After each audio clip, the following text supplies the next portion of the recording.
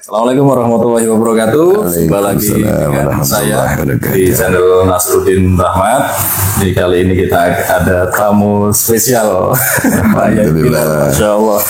Beliau ini merupakan pengasuh pondok pesantren Al-Qutub di Wonopringgo. Ikutnya desa mana Pak ya? Desa Pegadaian Tengah, bersampingan dengan Desa Rawokembu. Oke, ya. Sampingan dengan Desa Rawokembu itu yang seberang itu sudah Gondang. Berdekatan. Kalau yang seberang barat ikut Gondang. Berarti situ tuh kayak 3 perbatasan desa. Iya, gitu. Betul. Saya lihat sekarang pondoknya ini pesat ini perkembangannya. Alhamdulillah. Berkah doa panjenengan semua ini. Insya Allah ini sebuah kehormatan ini Pak Yai. Karena saya belum sowan ke jenengan. Jenengan sudah kesini dulu. Kemarin saya mau ini Pak Yai apa? Kan dari Mbah itu mau mampir ke jalan kayaknya kok sibuk terus kemarin halal bihalal ini. Iya, biasa. Momentum hari raya. Hari raya.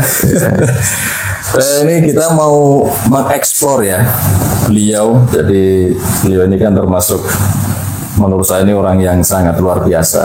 Apalagi di Kabupaten Pekalongan.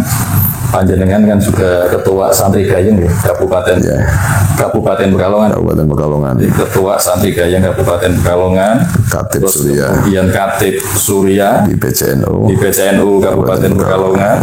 Terus kemudian sudah itu. Ketua Senat masih. Oh Senat. Salah satu perguruan tinggi swasta ya. Ketua Senat Staikap. Enggak apa-apa disebutnya. Staikap terus kemudian apa lagi Pak ya? Masih ngajar di UIN bukan? Masih. Masya Allah ini kesibukannya luar biasa dan beliau ini juga sibuk ceramah di beberapa tempat dan ini yang luar biasa nih. Jadi mungkin teman-teman semua sudah pada tahu ini. Jadi beliau ini kan 4 bersaudara ya Pak ya. Kalau semua sih sebenarnya laki-laki 5 bersaudara, yang meninggal 1. Oh meninggal 1 berarti ya, tinggal 4 sekarang yang masih hidup. 4 itu berarti Pak Saiful Bahri, yang pertama ya. Terus yang Pak Samsul Ma'arif dulu DPR di wilayah Provinsi Jawa Tengah. Pak Saiful Bahri, terus Pak Samsul Ma'arif yang ketua. Kemudian Pak Samani, Prof Samani. Ya. Terus panjenengan. Saya dulu ada namanya Pak Sadun. Pak Sadun itu yang laki-laki tapi yang paling tua. Oh, yang kalau dengan perempuan semua ada 9. Oh, perempuannya juga banyak. Iya, perempuan banyak. Ini soalnya saya yang kenalnya ini yang laki-laki semua. Ya. Jadi Pak Saiful Bahri dulu pernah ketemu, beliau pernah ngisi di Pondok Pesantren Al-Arifiyah. Iya. Di sana. Terus kemudian Pak Samsul Ma'arif itu sekarang ketua NU PWNU. Ketua Tanfidiyah PWNU DKI Jakarta. Prof Samani beliau dekan Fakultas Usuluddin dan Dakwah. Ini alumninya Pak. Oh itu ya. Terus ini Masya Allah tadi sudah saya sebutkan beberapa kesibukan beliau dan ini sangat penting. Ini saya penasaran Pak Yai, perjalanan pendidikan panjenengan yang setahu saya ini panjenengan ini kan pesantren banget. Kok bisa jadi senat, sampai jadi senat, dosen itu gimana pendidikannya? Maksudnya dari pesantren terus kemudian sampai ke dunia akademis ini gitu. Itu kecelakaan itu. Kecelakaan. Jadi kadang manusia ini tidak bisa memprediksi apa yang akan terjadi di kemudian hari ya. Terus. Saya itu dulu memang sejak SD, MI, MTS sampai aliyah hidup di pesantren sekaligus pendidikan formal. Tetapi setelah selesai di pendidikan formal tingkat aliyah sudah tidak punya rasa kepingin untuk kuliah. Terus terang itu. Sehingga saya melanjutkan di Pondok Pesantren Salaf di Sarang, Mbah Aswan, Mbah Maimun Zubair. Kemudian setelah itu saya melanjutkan ke Madinah, juga Pondok Salaf di Madinah, asuhan beliau Al-Habib Zain bin Ibrahim bin Semid, hampir 6 tahun di Madinah. Jadi setelah aliyah tidak lagi duduk di bangku ke sekolah formal. Nah baru mulai dari Madinah itu baru memulai memasuki bangku sekolah formal lagi, yaitu S1, S2, S3. Dan alhamdulillah S1, S2, S3 ini kami tempuh dalam waktu yang lumayan singkat lah ya. Jadi S2 karena dulu masuk program akselerasi, jadi langsung semester 5. Semester 5 selesai, semester 9 sampai semester 8, 9 ya kira-kira. Kemudian lanjut S2 itu cuma 2,5 tahun Pak ya. Kalau tidak salah 2,5 tahun. Baru lanjut S3 sekitar 4,5 tahun. Ya, relatif singkat ya. Relatif lebih singkat. Ya, berarti SD-nya itu SD sampai alia di mana?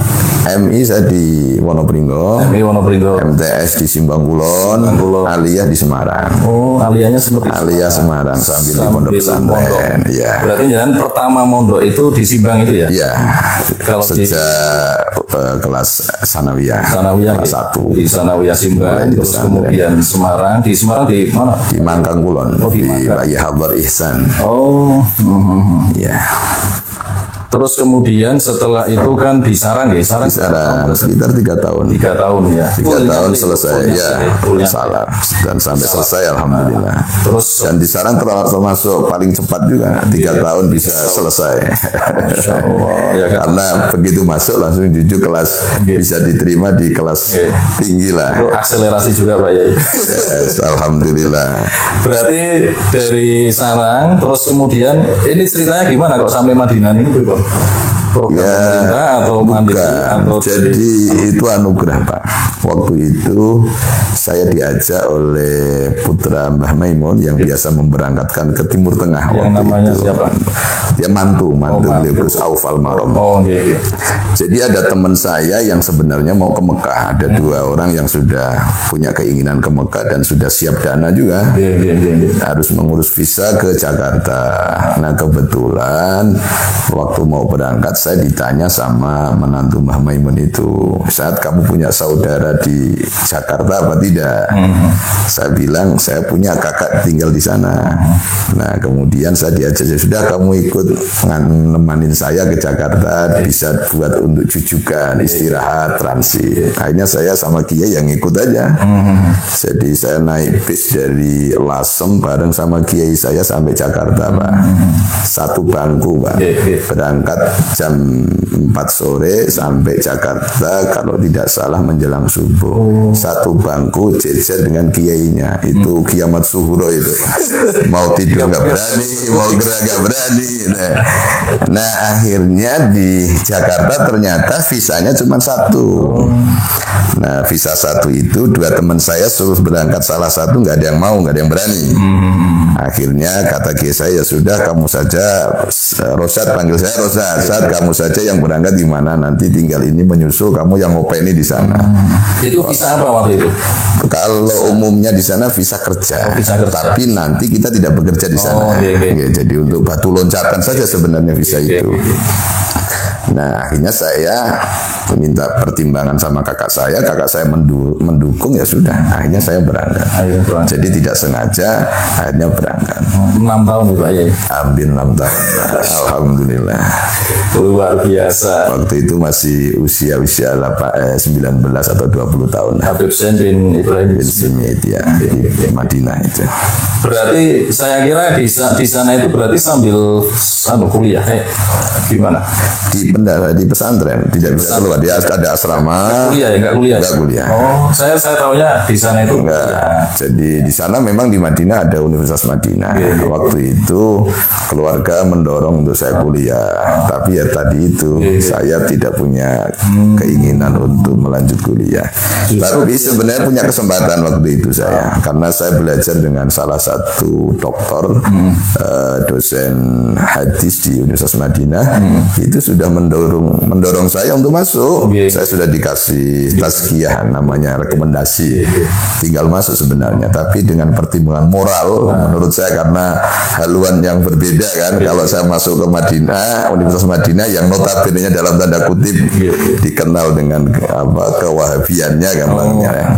Akhirnya dengan menjaga perasaan saya terhadap guru, akhirnya saya mengorbankan tidak masuk ke perguruan tinggi. Oh, saya baru tahu ini Pak ya.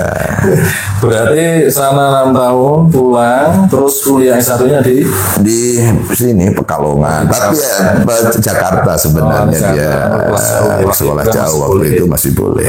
Kelas jauh, terus S2 S2 di UIN Semarang. Semarang, S3-nya di S3 di Bandung.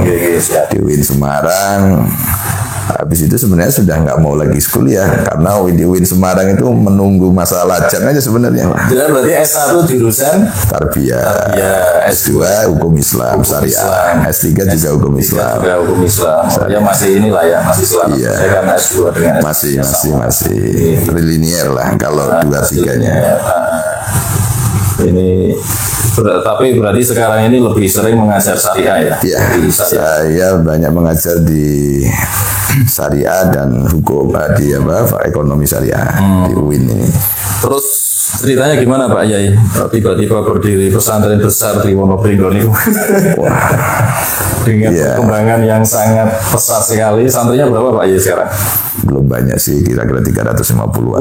350 itu kalau ukuran Pekalongan ya sudah lumayan Pak ya. Jadi ini mungkin masa-masa perkembangan hari ini. Bisa jadi nanti tahun depan insya Allah ya lebih bertambah lagi. Itu awalnya gimana Pak Yai dengan mendirikan pesantren?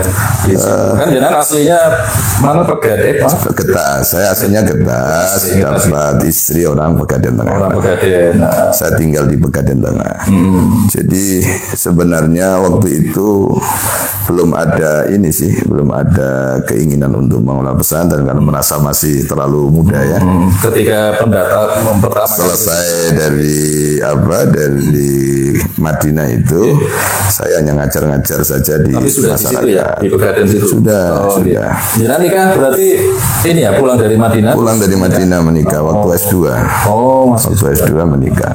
Nah, beberapa kali pada putra-putra kiai di Pekalongan, Batang itu mau menitipkan anaknya supaya saya bisa mengajar, mau di pondok. Tapi waktu itu saya sama sekali nggak punya pikiran bikin pesantren, saya tolak saja. Nah, entah bagaimana kemudian waktu saya masuk S3 waktu itu saya ikut beasiswa Pak, seleksi beasiswa nasional S3. Apa ya beasiswa apa namanya? Kalau sekarang mungkin 5.000 dokter, tapi waktu itu belum ada istilah 50.000 dokter, masih hanya beasiswa S3 saja. Jadi saya ikut seleksi, alhamdulillah diterima di Bandung. Saya sudah nyewa rumah di sana karena cita-cita saya pengen jadi pengusaha di Bandung. Ya, saya ingat ini beliau kuliah sambil bawa batik ya. Jadi sebenarnya kuliah saya dulu itu hanya mau saya jadikan batu loncatan aja, iseng-iseng saja. Ternyata serius betul. Dan untuk ukuran S3 itu cepat Pak ya? Ya, 4 tahun setengah saya sudah selesai. Termasuk cepat sekali. Ya, alhamdulillah Pak. Karena beasiswa dituntut untuk selesai. Kalau tidak selesai harus mengembalikan. Nah itu yang menjadi beban saya tidak selesai. Harus mengembalikan? Iya, aturannya begitu. Akhirnya saya kejar terus. Alhamdulillah kuliahnya jalan, dagangnya juga jalan waktu itu. Sekarang sudah takut kaya Pak. Sudah kaya nggak usah jualan. Sudah selesai. Jadi waktu itu tiba-tiba datang ada santri yang mau mondok aja begitu ya sudah. Akhirnya saya terpaksa pulang pergi. Jadi saya kalau malam Jumat berangkat karena kuliahnya dari Jumat dan hari Sabtu. Nanti Sabtu sore malam Ahad saya pulang mengurusi pesantren. Begitu. Berarti pertama kali ada santri itu tahun berapa Pak ya? Sekitar tahun 2012 atau 2011 lah. Sudah lama ya? Lama. Nah, cuman kan waktu itu saya belum punya apa-apa Pak. Rumah belum punya. Saya masih tinggal di rumah mertua. Kemudian sarana tempat tinggal untuk santri saya juga nggak punya. Adanya plek-plek. Berarti santri sementara masih ikut di rumah? Ya, awalnya tinggalnya di ke rumah orang tua saya di Getas, tapi kemudian saya tarik ke rumah mertua karena saya ngajar terlalu jauh. Kebetulan di rumah mertua ada gudang Pak, gudang batik waktu itu. Saya minta izin sama mertua, silakan. Akhirnya saya bersihin, gendengnya ya cuma pakai seng, terus kemudian kamarnya saya pakai triplex adanya. Tapi alhamdulillah anak-anak betah di situ. Waktu itu berapa anak itu Pak ya? Dari tiga, kemudian berkembang. Baru tahun 2013 saya sudah memisah dengan mertua, santri mulai ada tempat yang layak lah.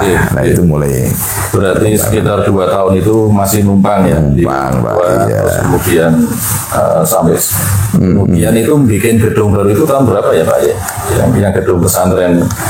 Jadi bertahap ya Pak. Begitu saya dibelikan rumah itu untuk menempati tempat situ, mulai saya bikin sedikit ya tahun 2013. 2013. Sedikit gitu. Saya pengen Nah sekarang dan alhamdulillah dari 2013 sampai sekarang bangun nggak pernah berhenti Pak. berhenti. Nah itu saya ini Pak ya penasaran dananya dari mana sih? Alhamdulillah.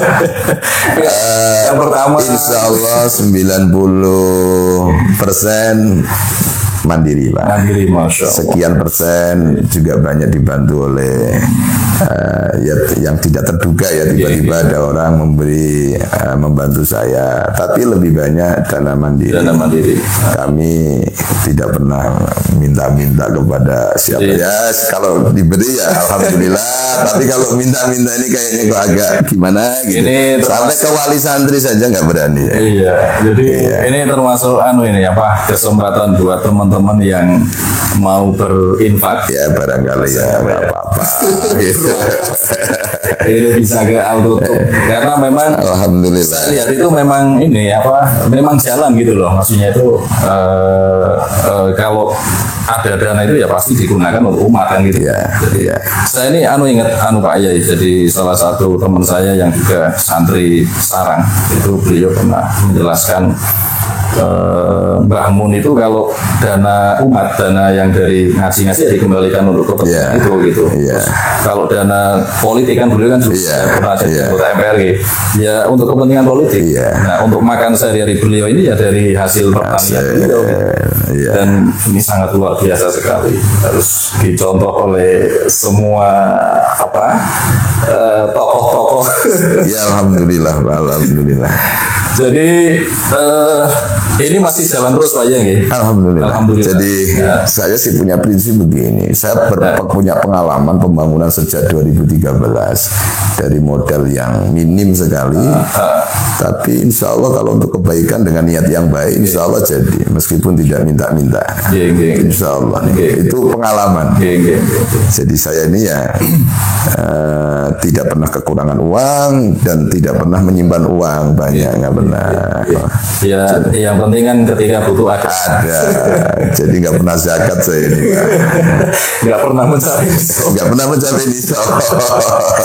Jadi kalau saya itu pondok, kemudian berdiri, terus kok sampai kepikiran bikin sekolah itu ceritanya gimana? Iya, jadi dulu itu waktu awal saya merintis pondok pesantren, saya berpikirnya begini Pak. Nah, jadi lingkungan di saya itu lingkungan pendidikan, ada SMP, ada MTS, ada SMA, ada Aliyah, ada SMK, semua ada. Dan tidak hanya satu institusi, banyak di situ. Saya punya pikiran, wah daripada saya repot bikin lembaga formal, sudahlah saya memanfaatkan lingkungan yang ada saja gitu. Akhirnya saya mencoba merintis pondok pesantren, saya coba minta izin kepada institusi-institusi ini untuk mengembangkan pesantren. Alhamdulillah 1 tahun, 2 tahun, 3 tahun berjalan dengan baik. Kemudian pada akhirnya dari institusi-institusi ini akhirnya bikin boarding sendiri-sendiri. Ya, sudah kalau bikin boarding sendiri-sendiri, akhirnya saya punya inisiatif. Kalau begitu saya tak bikin sekolah formal sendiri saja supaya tujuannya satu, saya manajemennya lebih mudah, mengendalikan santri juga lebih mudah, menata lebih mudah dan kebijakan lebih mudah, kemudian kurikulum saya bisa terserah saya, akhirnya saya bikin sendiri. Apa enggak ini Pak Yai menambah persaingan di daerah situ atau gimana? Persaingan sih tidak, justru tambah ramai saja. Mungkin karena segmennya beda kali. Segmennya juga beda dan mereka juga institusi besar. Ini raksasa semua, kalau saya ini kan anak-anak, jadi nggak ada persaingan. Raksasa Pak Yai. Amin. Dan segmennya yang jelas berbeda. Karena kayaknya dari luar itu juga banyak ya Pak Yai. Ya, rata-rata dari luar. Jadi segmennya justru malah dari luar wilayah Wonobringgo. Jadi yang nyantri Maksudnya yang sekolah di situ wajib mondok. Wajib mondok. Oh, wajib mondok. Kalau yang sekolah ya. Iya. Ini kan sekarang berarti lembaga formalnya itu ada MTS. SMP. Oh, SMP. Ya. SMP Islam Al-Qutub Cendekia. Al-Qutub Cendekia. Iya. Ini mau bikin lagi. Rencana tahun depan insya Allah SMA lah. Lanjutan supaya Oh, berkelanjutan. berarti yang untuk saat ini yang sudah berjalan SMP ya. Iya. Cendekia itu ya. Ya, Islam. alhamdulillah hari ini sudah kelas 2 Pak. Tahun depan ini sudah kelas 3. Iya, iya, iya. Ini sudah mulai penerimaan. Sudah mulai dan alhamdulillah sudah dapat cukup lah Oh iya. untuk ke depan. Ini sudah ini, maksudnya kuotanya masih ada. Kuotanya masih Masih ada. kita tetap insya Allah Kalau diusahakan mau masih. daftar gimana Pak ya? Monggo, insya Allah. Kita kan masih punya waktu 2 bulan apa ya sampai akhir Juni lah. Karena Juli sudah mulai aktivitas. Biasanya di saya itu kalau Juli awal sudah mulai masuk. Nah, kalau menurut kalender akademiknya kan biasanya tanggal 16 Juli. Tapi biasanya di Al-Qutub itu kalau tanggal 1 atau tanggal 2 sudah masuk. Karantina Pak. Ada karantina 2 bulan untuk persiapan Karena kan belajar. harus mondok juga kan. Iya, Jadi harus mondok. persiapan. Ini karantina. Jadi dulu kelas 1 siswanya berapa Pak? Pertama masuk? Dulu pertama mendapat siswa sekitar 135, Banyak. kemudian di angkatan kedua 175. Mantap. Ini kuotanya berapa kalau yang ini nih? Kalau ini nggak tahu ini rahasia ya. Tapi kami sudah mempersiapkan ya. Yang masih lebih ya. Untuk persiapan tahun ini kita sudah insya Allah sudah ada 8 lokal lah yang kita siapkan. 8 lokal itu baru. Ya yang baru ini yang belum dipakai itu insya Allah. Masya Allah. Luar biasa perkembangan. Alhamdulillah Pak Jadi Nas. memang harus bikin SMA Pak ya. Iya. Untuk menadahi yang Ya, asli. dan ya memang jadi supaya berkelanjutan. Nah, anu Pak, saya ingin tahu visi misinya itu apa Pak ya? Ya, visi misi Maksudnya kan mungkin punya cita-cita ini ya, alumninya saya ini apa? insan ini kepingin anak-anak kami ini ya kalau menjadi anak soleh ya itu harapan semua ya. Tapi bagi saya kesalehan belum cukup Pak. Tetapi harus diimbangi dibarengi dengan keilmuan. Jadi di samping soleh mereka juga memiliki keilmuan yang cukup ya. Ilmu agama. Ya ilmu agama iya, ya ilmu sosial, ilmu umum, ilmu yang lain juga harus karena kita hidup di dunia ini harus tahu tentang dunia. Jadi menurut saya untuk menjadi orang soleh itu mudah, tinggal diam saja sudah soleh. Tapi bagaimana dia memberikan kesalehan kepada orang lain itu yang sulit. Sementara hari ini persaingan ini semakin ketat. Orang ya meskipun untuk memberikan kebaikan kesalahan itu dengan berbagai macam cara lah. Tetapi untuk berlomba-lomba ini kan semakin ketat orang. Artinya orang pintar banyak, orang ahli ini banyak, orang pakar ini banyak. Nah, kita ini harus persiapkan sejak dini Pak. Insya Allah. Jadi kepingin saya soleh ya alim pintar. Ada spesialis anu enggak Pak Yai apa? Ya. Pak pinter apa gitu? Biasanya kan sekolah ini ada spesialis Unggulan. Memang kita punya unggulan Pak. Saya punya di SMP IT Al-Qutub Al-Cendekia ini ada unggulan tata bahasa. Oh, lebih ke bahasa. Tata bahasa Arab dan tata bahasa Inggris. Karena saya melihat ini kebutuhan ke depan begitu. Berdasarkan pengalaman kami selama kita menjalani kehidupan di pendidikan itu sampai pada kami S3 atau kami mengajar, kami menjadi dosen, itu rata-rata kita punya kelemahan di tata bahasa. Ada yang pinter tata bahasa Arab tapi bahasa Inggrisnya lemah. Pinter bahasa Inggris, tata bahasa Arabnya lemah. Sementara semua ini tidak lepas dari ini. Kalau mau sekolah S2, S3 kan dulu ada TOEFL. Kalau kita tidak tahu tata bahasa Inggris, bagaimana kita bisa menyelesaikan TOEFL? Kalau mau bekerja ya TOEFL, bahasa Arab ya TOEFL. Jadi maka kami lebih menujunya ke untuk tingkat SMP ini ke gramatikanya. Sehingga program kami alhamdulillah sudah berjalan dengan baik, Pak. Tata bahasa Inggris itu kita pakai program Pare Kediri Kampung Inggris. Mungkin ini satu-satunya di sekolah, bukan yang di Pekalongan, barangkali tingkat nasional. Saya belum pernah melihat, belum pernah melihat ada sekolah yang menggunakan mengadopsi itu. Ya mungkin ada tapi saya belum menemui. Tapi saya sudah alhamdulillah sudah berjalan. Saya mengadopsi program Pare Kediri sehingga semua guru-guru bahasa Inggris harus bersertifikat Pare. Kalau tidak punya sertifikat Pare, ya meskipun cum laude untuk di perguruan tingginya dia, tapi kalau nggak bersertifikat Pare masih belum bisa. Jadi 1 minggu 6 kali pertemuan. Jadi harapan kami itu anak nanti lulus SMP sudah tidak punya problem lagi dengan tata bahasa. Harapannya ini kalau sudah ada jenjang SMA-nya, baru kami mulai aplikatif. Ya translate, ya speaking, ya segala macam lah. Sehingga nanti SMA ini anak sudah terbiasa membaca buku-buku pinduk, buku-buku yang sumber aslinya, yang bahasa Inggris, yang bahasa Arab ya bahasa Arab begitu. Dan alhamdulillah kita bagus untuk program karena 1 minggu kita 6 kali pertemuan, hampir setiap hari. 6 kali pertemuan itu yang khusus bahasa Inggris juga 6 kali. Yang jadi bahasa Inggris itu 6 kali pertemuan dalam 1 minggu, yang 2 kali pertemuan program kurikulum nasional, yang 4 kali pertemuan itu tambahan yang program Pare itu. Karena unggulan itu. Bahasa Arab juga sama. Itu SMP-nya, belum pesantrennya. Pesantrennya sendiri lagi. Jadi pesantrennya juga ada. Ya, ada. Di pesantren kan kita ada pembelajaran sistem sekolah juga. Jadi setiap badal asar dan setiap badal maghrib kita ada program kelas. Kita tetap berjalan. Jadi di drill terus. Drill dari subuh sampai malam. Biasanya kalau kita bicara pesantren kan kecenderungannya itu kan bahasa Arab ya. Tapi ini dua-duanya. Dan alhamdulillah itu sudah terbukti. Alhamdulillah keberhasilan. Anak-anak ya bagus lah untuk tingkat SMP. Jadi banyak sebenarnya lembaga-lembaga yang kepingin Pak mempraktekkan seperti itu, tapi ya lagi-lagi mungkin sumber daya manusianya tidak punya atau kebijakannya yang tidak mendukung dan lain sebagainya.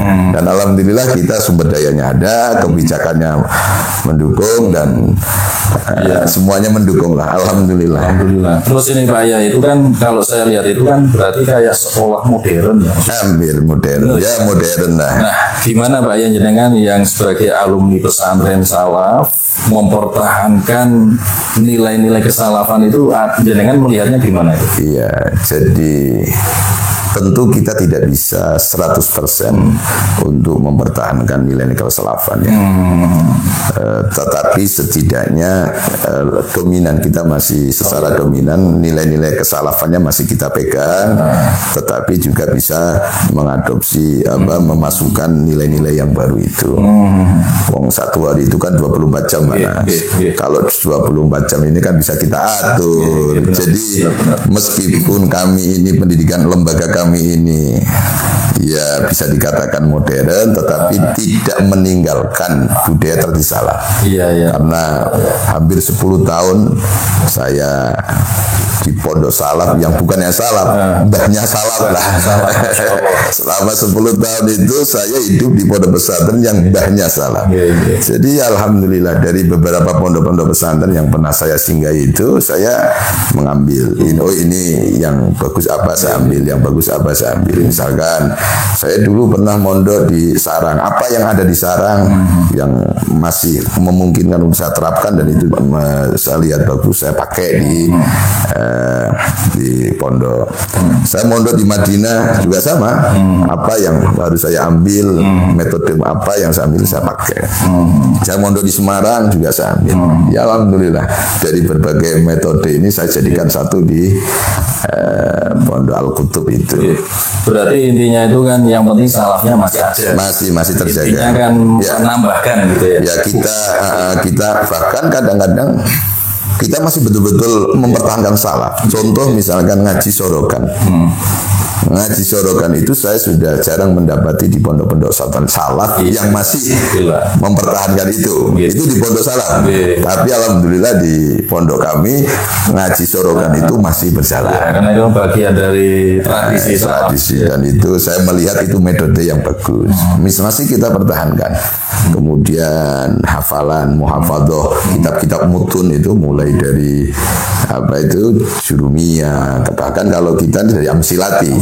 Dari Amsilati, Jurumiyah, Imriti, Alfiyah ya kita masih pertahankan. Bahkan setiap hari kita harus skor sehingga anak-anak itu dalam waktu yang singkat bisa selesai hafalan. Misalkan kalau anak-anak Jurumiyah misalkan paling berapa bulan dia sudah selesai.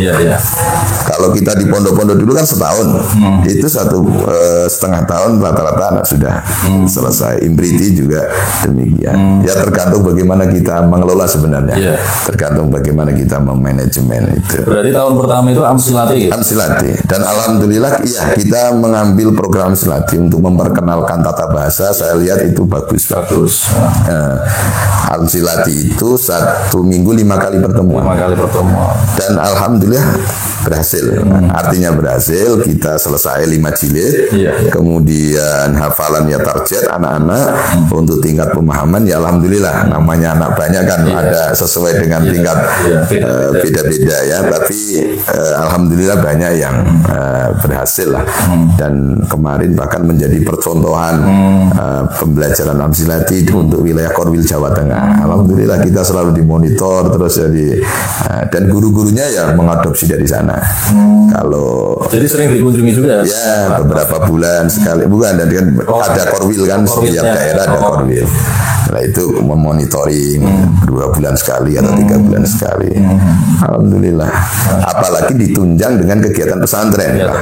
Memang ada beberapa misalkan di TPQ, di Madrasah Diniyah lah di kampung-kampung menggunakan model Amsilat. Tapi karena tidak didukung dengan kegiatan pesantren ngaji kitab ya akhirnya tidak maksimal. Tidak kepake ilmu. Iya, kalau di kami kan di samping kita pembelajaran Amsilati juga didukung dengan kegiatan ngaji kitab di pesantren. Jadi alhamdulillah hasilnya bagus.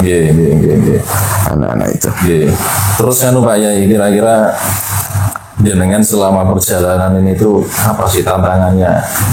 Iya. Perjalanan. Ya yang jelas banyak Mas. Jadi begini yang paling cara ya masyarakat ini sekarang ini kan kalau memilih pesantren itu tidak seperti dulu. Kalau dulu orang mau memondokkan anak melihat satu siapa pengasuhnya, itu nomor 1 itu. Pengasuhnya. Yang nomor 2 bagaimana kegiatan pembelajarannya, kurikulumnya seperti apa. Kan dulu begitu yang menjadikan penilaian. Hari ini kan tidak. Apa Pak Yai? Kalau ada orang fisik, yang pertama ditanyakan apa? Bagaimana kamar mandinya? Jadi kamar mandinya mengalahkan kiainya. Kamarnya, bahkan kemarin itu sampai ada dosen UIN itu telepon saya minta, Pak, anak saya mau mondok di situ tapi bisa nggak 1 kamar 2 orang? Gitu. Itu kos-kosan itu Bu, saya bilang begitu. Jadi kelas khusus apa ya istilahnya? Iya.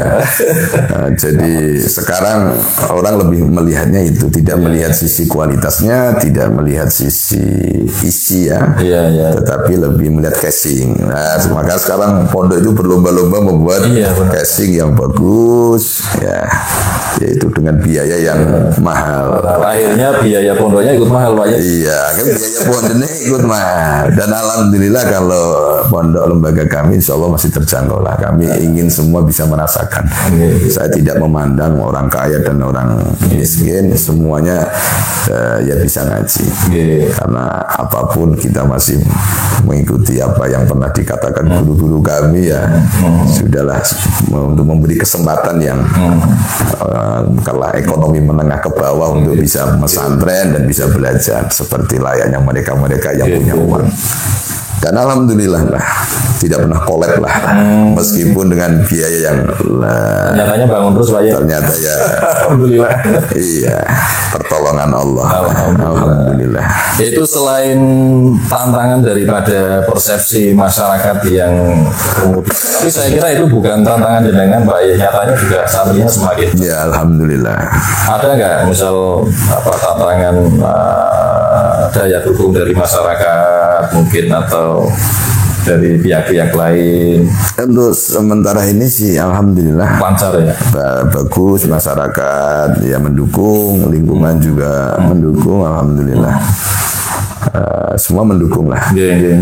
Alhamdulillah. Itu ini sudah ada kolaborasi dengan pihak lain, misal dengan pemerintah atau mungkin dengan lembaga lain atau bagaimana? Kalau hubungan kami dengan pemerintah sih biasa-biasa saja sih. Maksudnya nggak ada khusus? Nggak ada. Cuma kita juga jarang mengajukan bantuan-bantuan begitu ya. Terus yang Pak Yai, jenengan menerapkan pola kepemimpinan di situ tuh seperti apa Pak Yai? Jadi kami tetap masih menggunakan sistem lama pondok pesantren, hubungan antara kiai dan santri. Hari ini kan sudah ada pergeseran Mas, banyak pondok-pondok pesantren yang nggak ada kiainya Pak ya. Jadi sudah perusahaan. Jadi modelnya sudah model perusahaan. Jadi ada direktur, ada pengawas, CEO ya. Kayak gitu pun sebenarnya bukan kiai pun bisa mendirikan pesantren Pak Yai ya. Ya. Maksudnya Makanya hari ini itu ya ini guyonan saya ya Pak ya. Guyonan saya saja. Kalau hari ini kalau yang mau mendirikan pesantren jangan kiai Pak. Gitu ya. Iya. Pengusaha kaya ya. Orang kaya. Kalau yang mendirikan kiai paling-paling santrinya ya selawe. Gitu ya. Kalau yang mendirikan orang kaya dengan fasilitas yang luar biasa, Masya Allah. Ternyata terbukti itu di beberapa daerah saya melihat di Batang ada, di daerah Kendal ada, di daerah mana lagi ada. Bahkan sekarang ada juga pondok pesantren yang franchise Pak. Bisa ya? Itu model franchise. Itu pondok pesantren. Tidak hanya sekolah saja ya? Tidak hanya sekolah. Saya kira kan kalau dulu franchise kan usaha makanan atau apa, terus kemudian lari ke sekolah, bahkan pondok ya? Pondok, ya kami masih tetap menggunakan mengikuti jejak leluhur lah, jejak para sesepuh-sesepuh. Jadi pondok itu Insya Allah adalah. Dan jenengan gimana Pak ya itu ngatur waktunya Pak? Jenengan kan sibuk sekali, terus kemudian kalau ada undangan yang pas kebetulan jadwal ngajar jenengan, ya itu harus jeli itu, harus jeli pinter-pinter bagaimana kita mengelola jadwal ya. Jenengan nggak punya ini, bukan manajer ya istilahnya, orang yang kita mandiri saja, kita menyediakan buku saja. Oh gitu. Jadi gitu aja sih. Jadi ini Pak Yai, jadi kan kalau dunia pendidikan ini kan harus terus berkembang. Ini bagaimana Pak Yai ini terutama dalam masalah teknologi nih Pak Yai. Pas pesantren jenengan ini boleh bawa HP nggak? Nggak boleh ya? Nggak boleh itu. Nggak boleh itu paten ya? Ya kecuali anak-anak yang kuliah. Karena sebagian sebagian ada santri-santri kami yang sudah kuliah di UIN dan di tempat lain. Itu kami perbolehkan karena untuk kebutuhan. Tapi kalau malam ya disimpan. Oh gitu. Kalau malam disimpan. Kalau yang SMP nggak boleh. Jadi paling-paling kalau waktunya sambangan dia baru main sama itu. Tapi kalau untuk yang fasilitas di sekolah support ya, maksudnya support ya untuk teknologi. Ya, alhamdulillah. Kita ya menyediakan IT adalah. Karena sekarang ini kan era digital ini kan juga tidak bisa kita meninggalkan teknologi maksudnya kayak untuk pembelajaran, terus kemudian keperluan guru misalkan. Tapi saya kira kalau sama-sama tinggal di pesantren ya sebenarnya nggak terlalu ini juga ya Pak. Cuman sekarang kan lagi trennya gini Mas, semua pengelolaan keuangan itu semua menggunakan aplikasi keuangan, pakai kartu, pakai apa. Saya dulu pernah mau aplikasikan itu, tapi tak pikir-pikir kok. Karena masih bisa meskipun tanpa itu ya. Iya. Dan karena lingkungan pesantren saya kan masih ada tetangga yang jualan, kan gak enak juga kita menghidupi bukan ekonomi apa desa gitu. Kalau pakai kartu kan dimanipulasi monopoli kita ya, monopoli money itu ya. Iya. Oh iya. Sekarang pondok pesantren sudah banyak yang begitu. Sudah banyak yang pakai itu. Tapi ya nggak apa-apa sih sebenarnya, itu bagus-bagus saja. Jadi supaya anak tidak pegang uang ya, supaya tingkat kehilangannya kecil, pemborosan juga kecil ya. Itu sebenarnya bagus juga. Anu Pak Yai, ada closing statement nggak untuk pertemuan kita? Sudah cukup lah, ya mohon doa saja ya kepada teman-teman kawan-kawan, mohon doa semoga lembaga yang kami kelola ini betul-betul membawa manfaat, membawa keberkahan. Amin.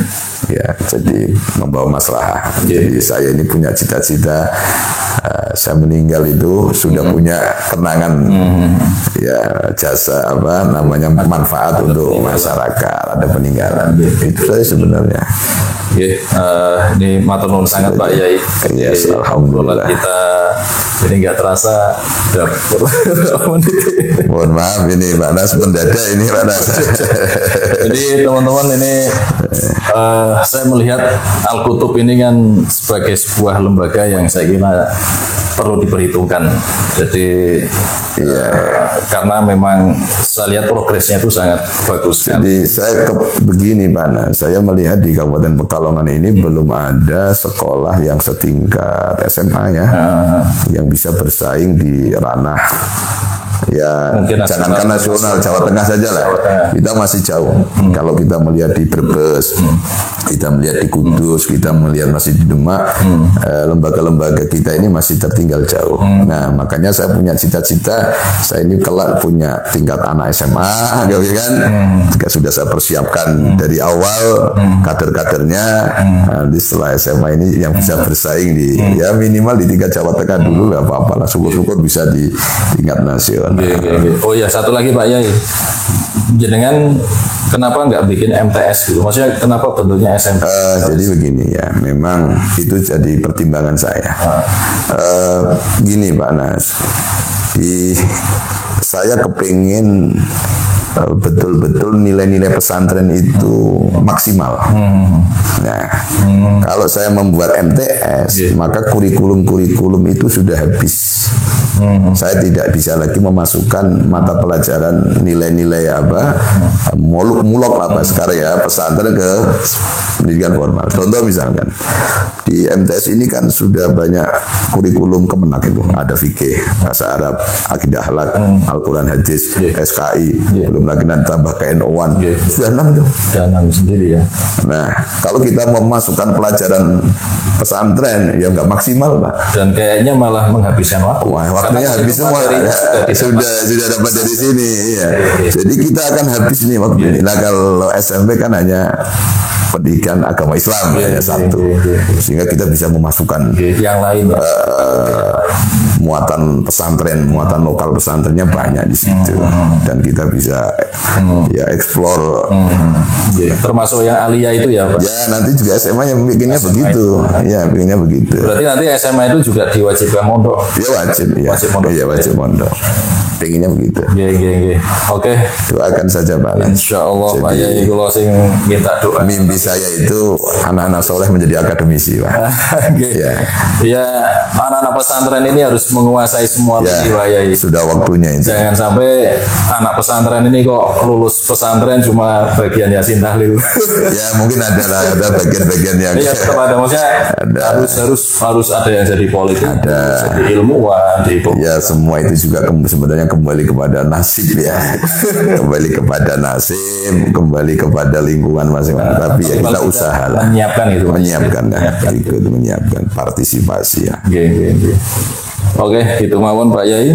Matur nuwun Pak Nas, matur nuwun. Terima kasih banyak atas kehadirannya di podcast ini. Mudah-mudahan insya Allah ini meskipun sebentar memberikan manfaat yang sangat besar sekali. Itu aja, terima kasih dari saya teman-teman semuanya. Mudah-mudahan bermanfaat untuk kita semuanya, dan insya Allah pasti bermanfaat. Saya tutup dulu. Wallahul muwaffiq ila aqwamit thoriq. Wassalamualaikum warahmatullahi wabarakatuh. Waalaikumsalam warahmatullahi wabarakatuh.